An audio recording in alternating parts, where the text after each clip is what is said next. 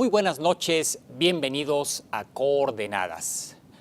Durante las últimas semanas, el precio del petróleo se ha derrumbado y se ha convertido en una materia de discusión, particularmente en México, por el efecto que puede tener sobre variables como los ingresos públicos o la actividad productiva. ¿A qué se debe este comportamiento del precio del petróleo? ¿Cuál es la perspectiva? ¿Cuáles pueden ser las implicaciones para personas como usted o como yo? Nos va a pegar en el bolsillo este comportamiento.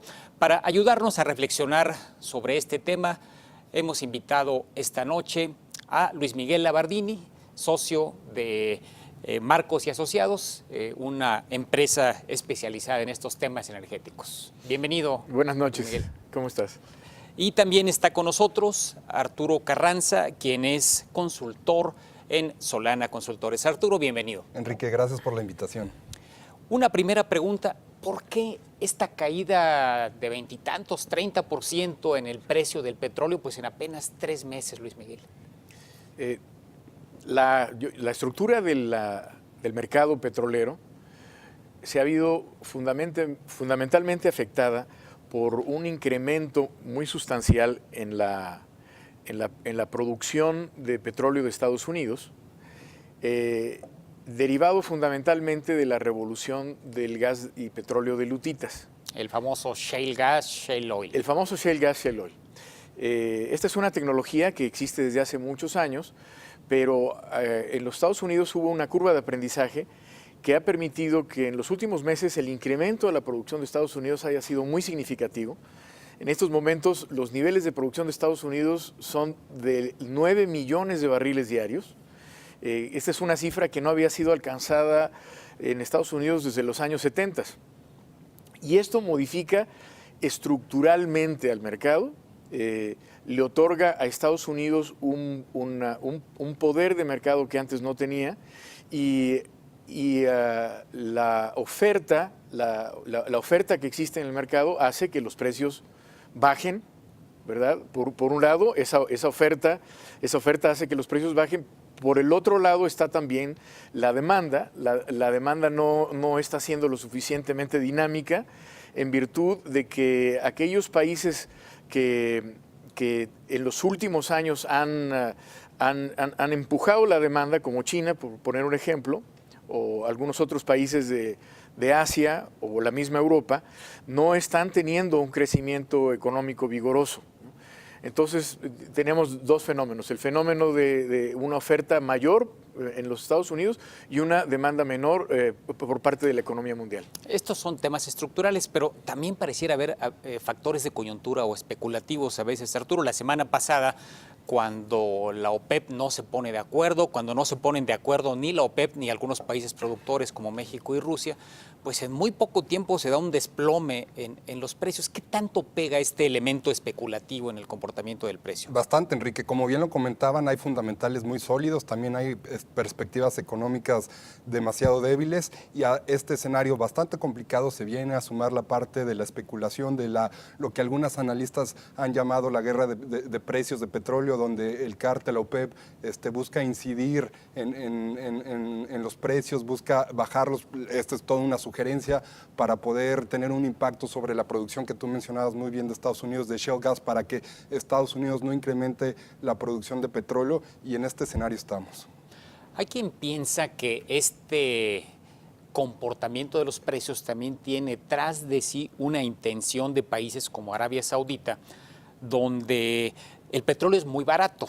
En el costo de producción de extraer petróleo en el Medio Oriente, particularmente entre los sauditas, es muy barato, mientras que es más caro, por ejemplo, lo que tú decías, el petróleo de lutitas y en general los hidrocarburos de lutitas. Si el precio baja, pues probablemente salgan del mercado algunas empresas que generaron esta oferta adicional en Estados Unidos, Canadá. Así están siendo las cosas, Luis Miguel. Sin duda. La estrategia de Arabia Saudita tiene dos componentes. Un componente es defensivo. Sí. Es decir, Arabia Saudita sabe que si en este momento la OPEP reduce su producción con la intención de aumentar el precio, lo que probablemente vaya a suceder es que la producción norteamericana ocupe espacios que tradicionalmente han estado ocupados por la OPEP. Es decir, lo que están tratando es proteger su participación de mercado, aún a costa de sufrir una merma en sus ingresos en virtud de un menor precio. Arabia Saudita y Kuwait, dentro de la OPEP, son países que tienen la capacidad financiera para poder soportar durante un año niveles de precios más bajos, aún cuando este ambiente sea desfavorable, porque lo que ellos quieren es mantener el número de barriles que están produciendo y están exportando. Hay otros países que no tienen esa capacidad, como Venezuela y Rusia, que han sido bastante claros en cuanto a pedir que haya un acuerdo del cártel para reducir la producción. Ahora, por otro lado, es muy cierto, Arabia Saudita le está confiando en que precisamente las fuerzas del mercado van a obligar a muchos barriles americanos a salir del mercado, porque se piensa que estos barriles de lutita son mucho más caros en términos de costo que los barriles sauditas. Y eso es muy probable que sea el caso. Es decir, es muy probable que muchos, para empezar, toda la producción de crudo extrapesado de Canadá y de Venezuela deja de ser competitiva a un precio de $80 o menos por barril, ¿no?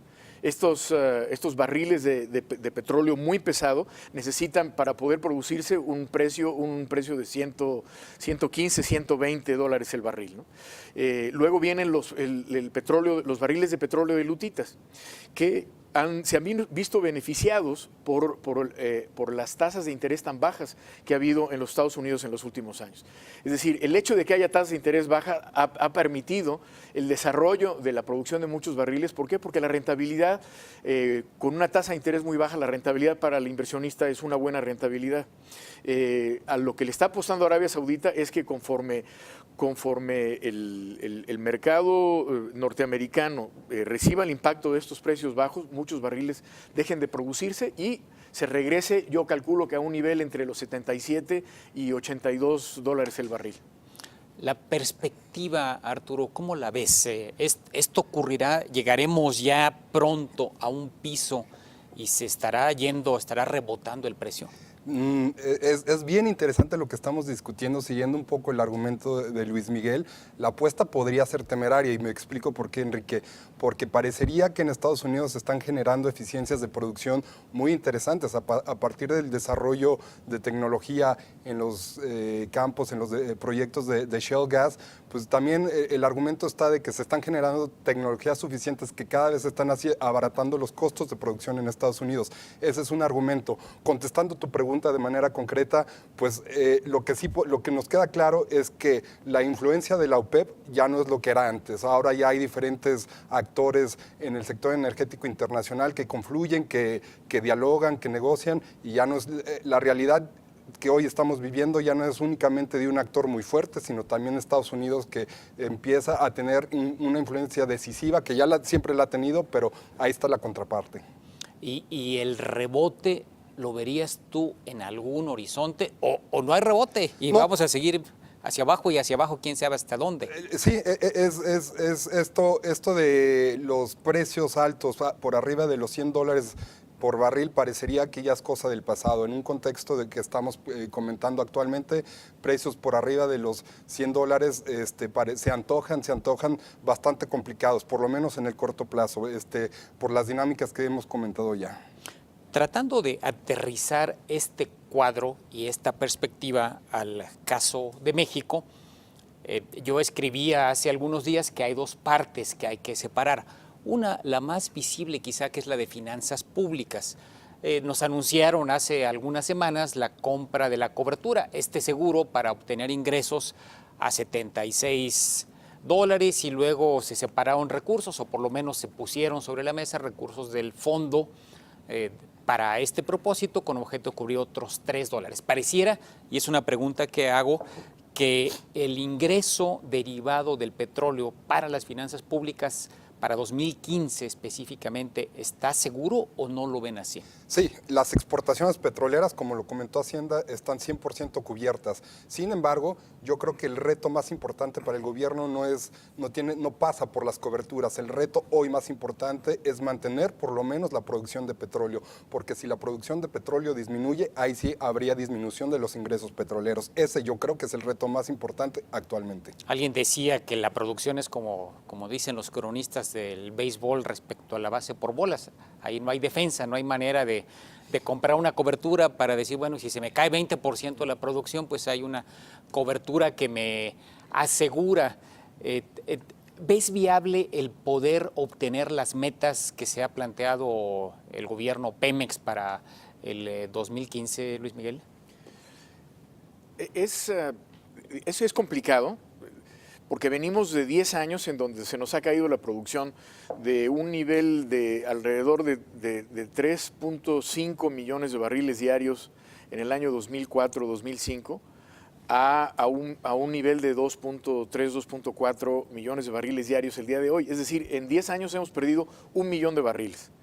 Y en los últimos meses se ajustó la producción reportada por Pemex en alrededor de 300,000 barriles por un ajuste en la medición del agua que sale con el crudo. El tema del agua, que se está midiendo agua como si fuera petróleo. Pozos, ¿no? Entonces, yo pienso que el reto para Petróleos Mexicanos es un reto muy grande. Es un reto muy grande, no solamente para una empresa como Pemex, sino para cualquier operador petrolero en el mundo. Es decir, es un reto inmenso, ¿no? Y en lo que yo estoy más optimista es en la posibilidad de que la producción proveniente de aquellos nuevos operadores que empiecen a trabajar en México a partir de la reforma energética pudieran incrementar la producción nacional independientemente de Pemex. Ahora, esto no va a pasar en el 2015. Es decir, 2015 tenemos que pensar que 2015 es un año de transición en donde las coberturas van a cumplir su función. Los ingresos de Pemex se van a ver deteriorados, pero sí creo que va a venir inversión a México precisamente porque la caída en el precio del petróleo va a presionar las rentabilidades de los proyectos en Estados Unidos. Los proyectos en Estados Unidos a este nivel ya están en una etapa madura, mientras que en México todos estos 169 campos que se están licitando en la primera ronda son campos que han sido explorados o desarrollados de una manera muy limitada. Por lo tanto, las posibilidades de tener rentabilidades por encima de las de Estados Unidos son muy buenas. Vamos a hacer una breve pausa, pero quisiera dejar sobre la mesa un par de temas. Uno es el del corto plazo. ¿Qué pudiéramos esperar del comportamiento de los precios del petróleo para 2015 o 2016, incluso el efecto sobre México? Y también reflexionemos sobre las implicaciones en la reforma energética, suponiendo un horizonte de petróleo barato por un lapso mayor, un lustro. ¿Qué puede cambiar respecto a lo que veíamos venir para la reforma energética? O quizá no cambien grandes cosas. Pero acerca de esto reflexionamos en un minuto más. Estamos en Coordenadas. Regresamos.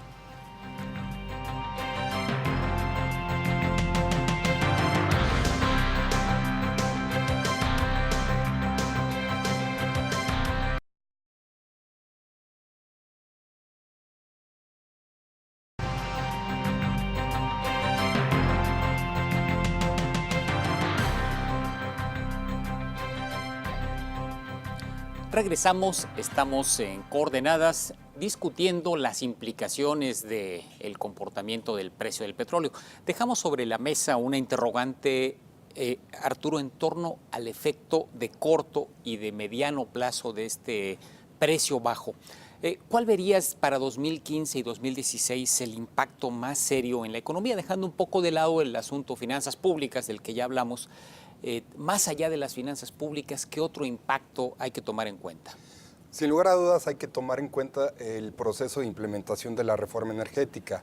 Se empieza a discutir sobre los precios, sobre el impacto que podrían tener los precios en el desarrollo de los proyectos, es decir, qué tan atractivos podrían ser los proyectos aquí en México en un contexto de apertura con precios bajos. Unos sugieren que el impacto sería mínimo, dado que los principales proyectos en México son en aguas someras, son campos maduros, pero sin lugar a dudas los impactos más importantes, y Luis Miguel podrá ampliar esto, precios bajos castigarían sobre todo a proyectos en aguas profundas y a proyectos no convencionales que son gas lutita. Básicamente ahí serían los primeros impactos. Pero sí valdría la pena destacar también que en contextos de precios bajos hay que tomar en cuenta que México es un país rico en recursos petroleros y que también el éxito de la reforma energética no necesariamente pasa por precios bajos, sino también pasa por contratos que sean atractivos, por contratos que sean de largo plazo. En fin, hay otros factores que hay que ponderar para hablar del éxito de la reforma energética. ¿Verías tú las cosas así, Luis Miguel? Es decir, ¿cómo evaluarías el riesgo que cotizaciones bajas de mediano plazo puedan tener para la reforma? ¿Hay un riesgo mayor? ¿Es un asunto nada más de que se van a asignar de modo diferente los proyectos? ¿Cómo lo evalúas? A mí me parece que un escenario de precios bajos tiene dos vertientes, ¿no? Sin duda, la rentabilidad en general para todos los proyectos de hidrocarburos en el mundo se ve reducida, tanto por la parte de la renta económica que recibe el Estado, como la rentabilidad para el inversionista. Sin embargo, en el caso de México, tenemos dos ventajas, ¿no? Una de ellas, estamos hablando de que México es probablemente la última gran frontera petrolera del mundo. Existe un gran potencial de hidrocarburos que no ha sido suficientemente explorado o desarrollado, y muchos de estos campos se están presentando para licitación en la ronda 1, lo que haría pensar que la rentabilidad promedio de los proyectos puede ser mejor rentabilidad que la que están dando, por ejemplo, los proyectos de lutitas en Estados Unidos. Aún más, si en Estados Unidos empezamos a ver una modificación en la política monetaria de la Reserva Federal y las tasas de interés aumentan, entonces la rentabilidad de estos proyectos en Estados Unidos va a sufrir más todavía. Y eso va a hacer que en términos comparativos la rentabilidad de México sea más atractiva. Mucho del auge, del apogeo de la producción de lutitas en Estados Unidos tiene que ver precisamente con que los proyectos se apalancan con deuda barata. Muchas compañías petroleras tradicionales prefieren no apalancar demasiado los proyectos porque en la industria petrolera hay un componente de riesgo muy significativo. No todos los pozos que se perforan son productivos. En aguas profundas, por ejemplo, solamente el 10% de los pozos son productivos. Entonces hay una probabilidad que requiere que el apalancamiento no sea tan alto, ¿no? Y en Estados Unidos, digamos que probablemente vamos a ver por lo menos una ralentización del crecimiento en la producción, y yo ya estoy percibiendo un interés por parte de los inversionistas de buscar proyectos en México que pudieran tener mejor perfil de rentabilidad. Sobre la base de experiencias históricas, Arturo, hay otro ángulo que también algunos han puesto sobre la mesa.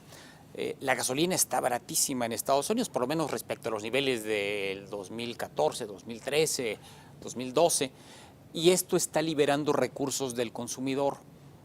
Cuando se han presentado estos comportamientos de gasolina barata o de energéticos baratos, ¿qué tanto impacto ves en la economía? Impacto positivo, que es el que algunos visualizan.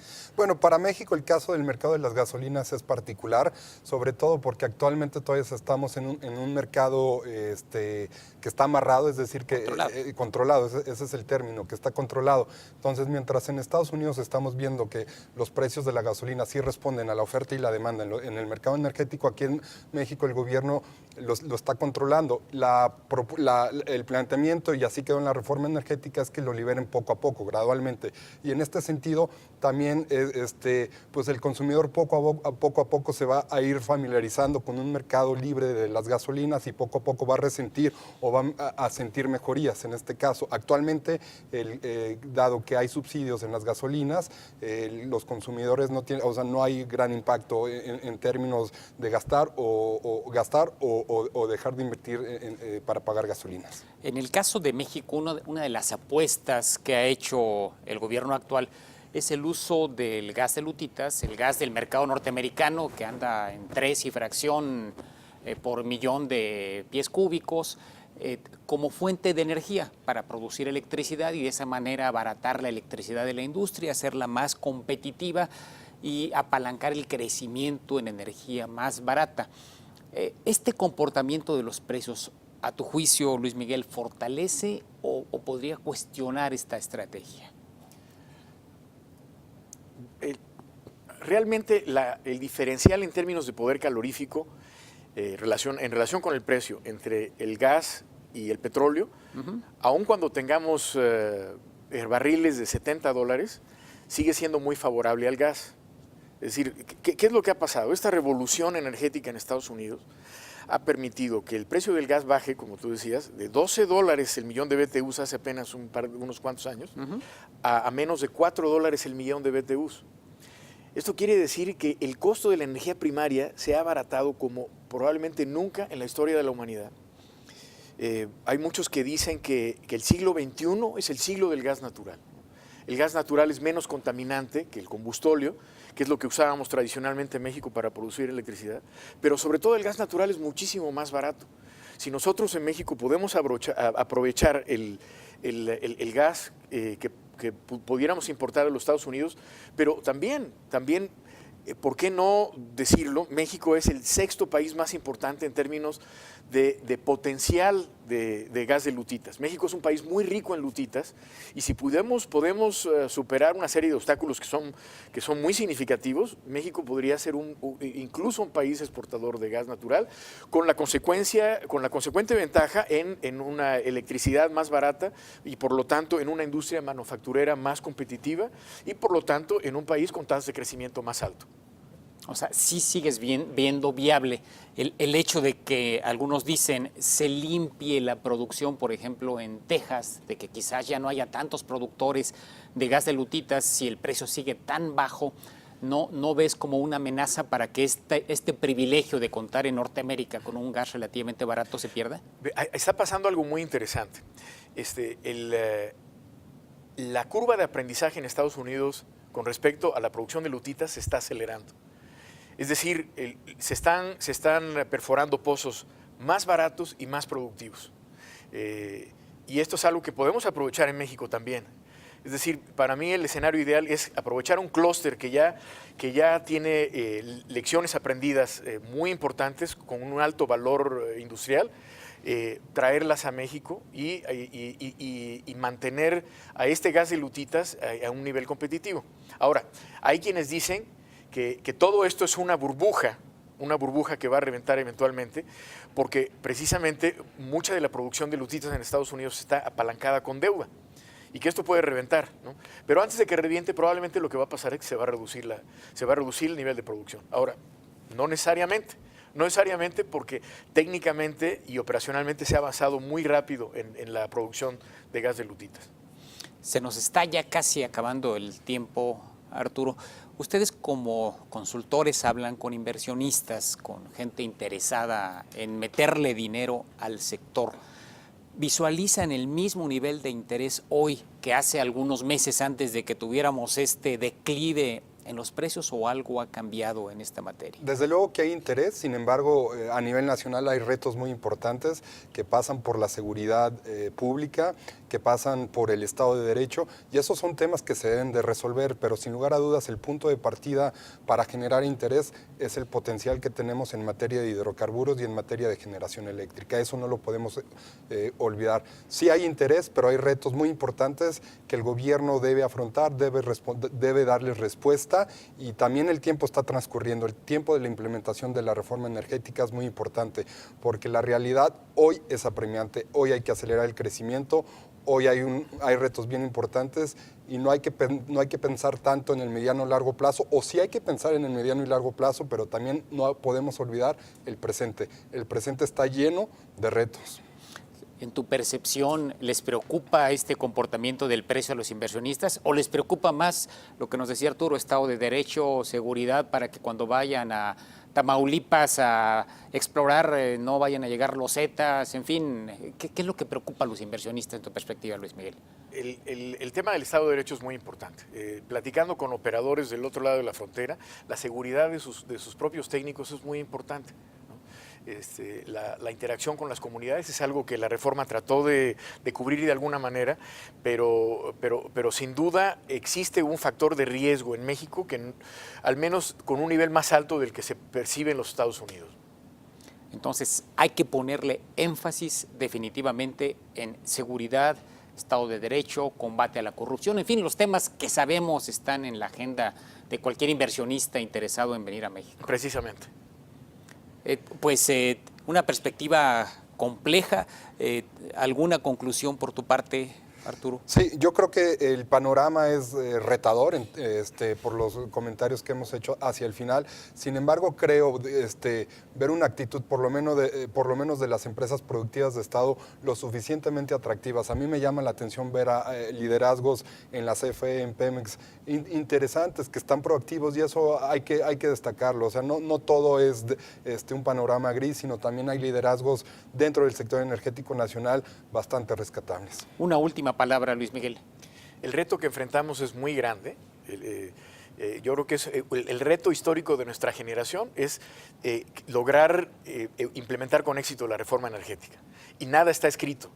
El hecho de que se haya aprobado en la Constitución y las leyes secundarias no nos garantiza que las cosas vayan a funcionar.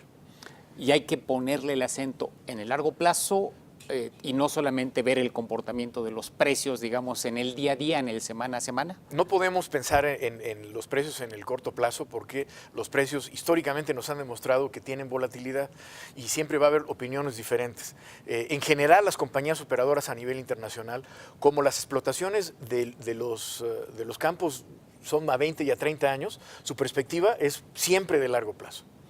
Pues Luis Miguel Abardini, socio de Marcos y Asociados, Arturo Carranza, consultor en Solana Consultores, gracias por ayudarnos a entender la panorámica del sector petrolero actualmente. Y sobre todo, gracias a usted que nos sintoniza aquí en Coordenadas. Lo espero la próxima semana. Muy buenas noches.